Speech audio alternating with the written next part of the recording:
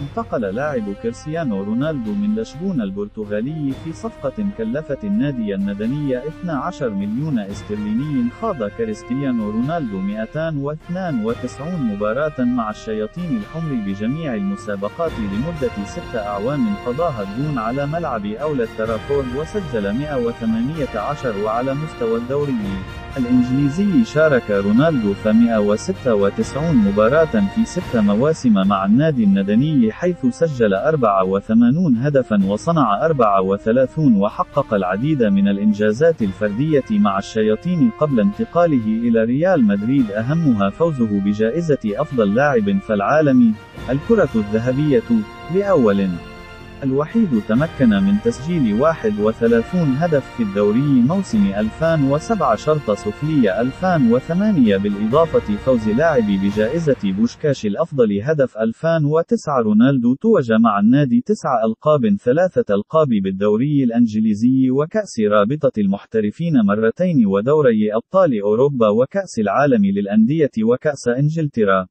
والدرع الخيرية مراءة واحدة لكل منهم. وبعدها انتقل لاعب إلى صفوف النادي الملكي سنة 2009 في أغلى صفقة بتاريخ كرة القدم آنذاك، بلغت قيمتها 94 مليون يورو.